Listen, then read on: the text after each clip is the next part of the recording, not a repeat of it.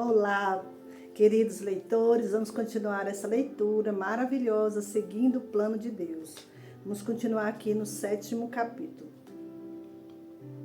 Por isso, existe uma coisa com que sempre tomo redobrados cuidados. É certificar que estou andando no amor, conforme já falei. Nunca permito que a mínima dose de aminosidade, má vontade ou mau sentimento fique no meu coração contra ninguém. Não deixo sentimentos negativos contra o próximo tocar em mim por um mínimo sequer. Quero seguir o plano perfeito de Deus para a minha vida e experimentar as suas melhores bênçãos. Não poderia fazer isso se não andasse em amor. Certa vez, um evangelista dirigia campanhas de reavivamento na minha igreja e não há a mínima dúvida de que me fez uma injustiça. Não vou lhe contar o que ele fez, porque isso não seria edificante. O diabo disse à minha mente: se eu fosse você, não levantaria mais nenhuma oferta para ele. Quando tínhamos uma campanha com reuniões todas as noites, nosso costume era levantar ofertas às noites de terça-feira, na sexta-feira e no domingo, em benefício do evangelista ou pregador visitante. As outras noites, levantávamos oferta para contribuirmos às demais despesas da campanha. Quando o diabo disse isso, a minha mente sabia que era o diabo. Porque não era uma ideia de amor, de modo que não poderia ter sido Deus falando comigo. Falei: em troca dessa sugestão, seu diabo, vou levantar uma oferta em favor dele todas as noites. A Bíblia diz: afinal de contas, amai os vossos inimigos, bendizer os que vos maldizem, fazei bem os que vos odeiam e orai pelos que vos maltratam e perseguem. Mateus 5,44. Outro texto bíblico diz que devemos retribuir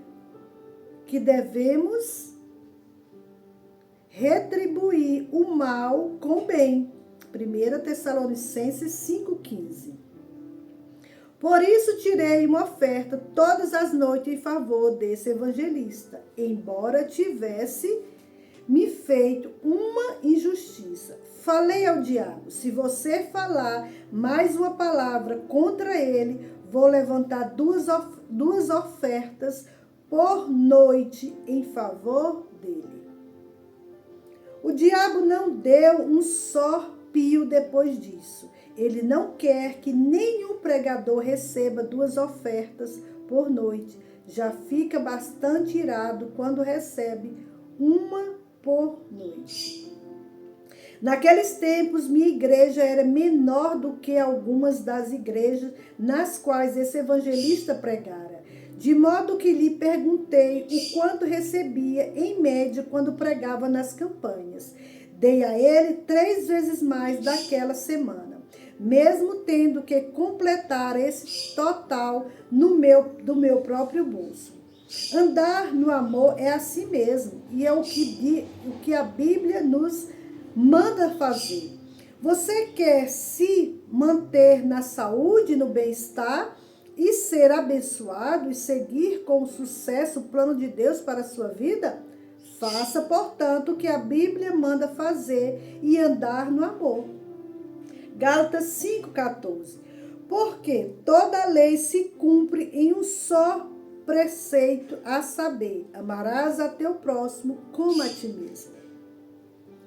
Se não tomar cuidado com os assuntos da Bíblia, você poderá cair na valeta em algumas das beiradas da estrada, ao invés de viajar pelo meio entre elas. Algumas pessoas, por exemplo, caem na valeta num dos lados quando dizem: Pois bem, vamos simplesmente andar no amor, sem nunca tocar em posição firme a respeito de nada. Muitas vezes, porém, você não consegue ajudar as pessoas quando não defende com firmeza uma causa. Às vezes, precisa lhe ensinar a verdade com amor, Então, poderá ensiná-las e ajudá-las, especialmente se você for um pastor. Às vezes, você precisa amar as pessoas suficientemente para lhes contar a verdade bíblica. O amor, portanto, nem sempre fica quieto ou tolerante diante do pecado.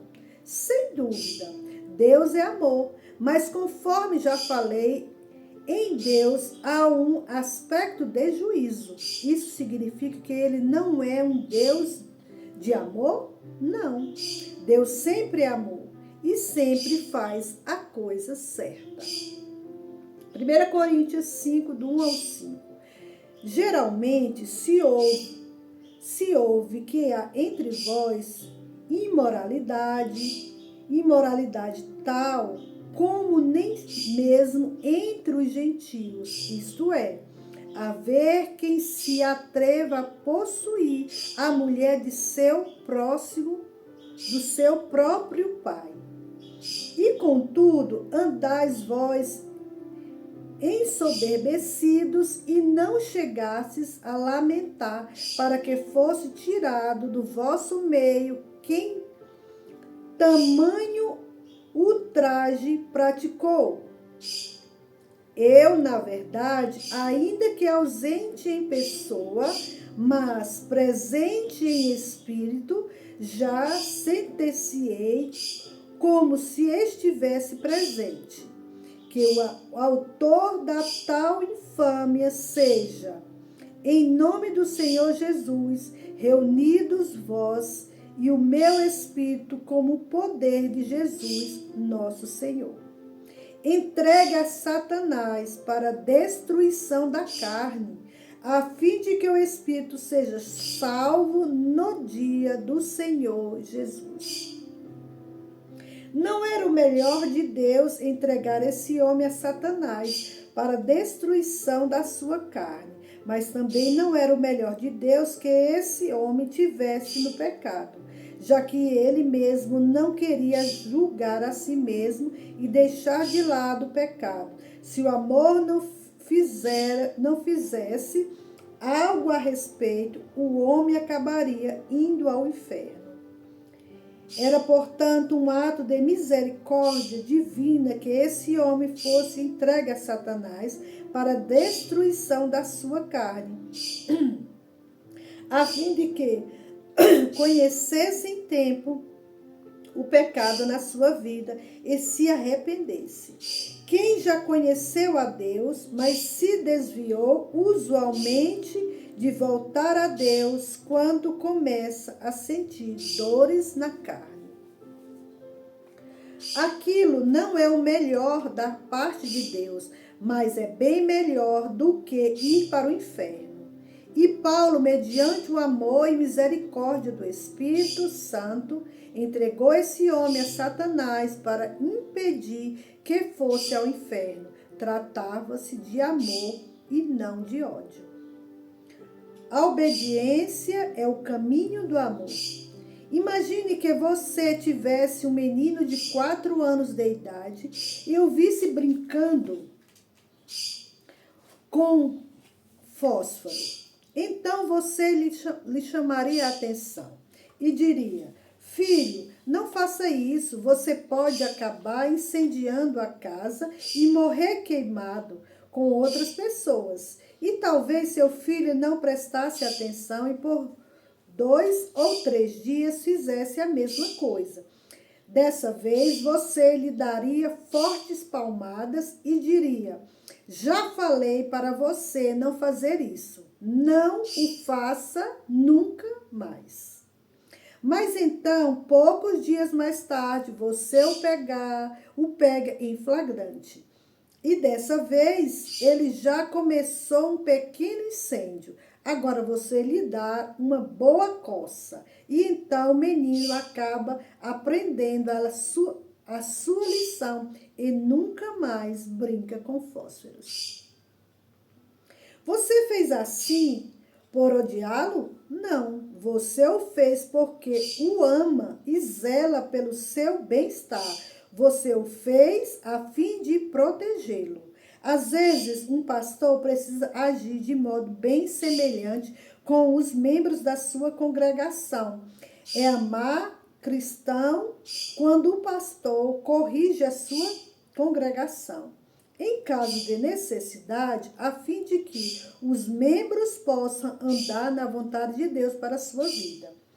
Certa vez aceitei o pastoreado de determinada igreja. Não havia a mínima ordem e decência daquela igreja. Os membros da juventude da igreja não eram salvos e não era de se admirar, pois os pais deixavam os filhos fazer o que bem entendiam. Os jovens ficavam sentados ali, conversando em voz alta durante os meus sermões.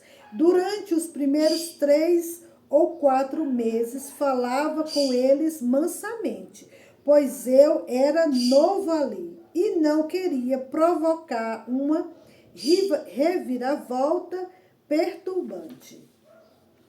Continuei falando a respeito de como a pessoa deve comportar-se na casa de Deus. Depois disso, e uns 5 meses após a minha chegada, alguns jovens começavam a falar tão alto que eu escutava enquanto estava tentando pregar. Todos olhavam para trás, para onde os jovens conversavam no fundo do auditório. Por isso, parecia bem no meio do sermão e disse. Parei bem no meio do sermão e disse: há alguém conversando? Alguns membros da congregação acenaram com a cabeça que sim. Escutem, falei e fechei a minha Bíblia. Escutem com cuidado o que vou falar. Não queria envergonhá-los, mas deviam saber muito bem que não era para falar em voz alta no meio do culto da igreja. Agora quero lhes falar uma coisa. Continuei.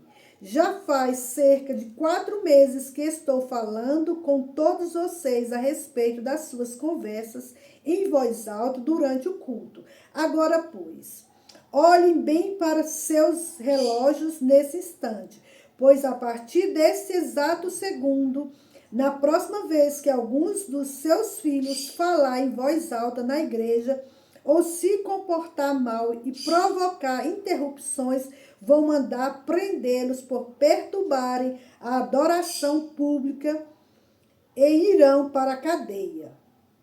Você pergunta, isso é amor? Certamente é amor. Se você deixar as crianças continuarem a se comportar mal, corre os riscos de acabar indo ao inferno. Continuei, vou mandar prendê-los e vocês, os pais, vão ter que pagar a multa. Naqueles dias, tínhamos uma fazenda do condado. E quem não conseguia pagar uma multa, pegava trabalhos forçados naquela fazenda, pois estávamos na depressão. Falei, os jovens terão que trabalhar na fazenda do condado se vocês não conseguirem pagar a multa. Em tempos anteriores, os jovens tinham sido ameaçados com as consequências do seu mau comportamento, mas ameaças nunca tinham sido cumpridas por alguns dos presbíteros. Tinham dito, ora, precisamos agir com amor, mas os jovens continuavam sendo tão malvados como antes. Vamos ficar por aqui com essa leitura e amanhã nós vamos continuar novamente. Fiquem comigo.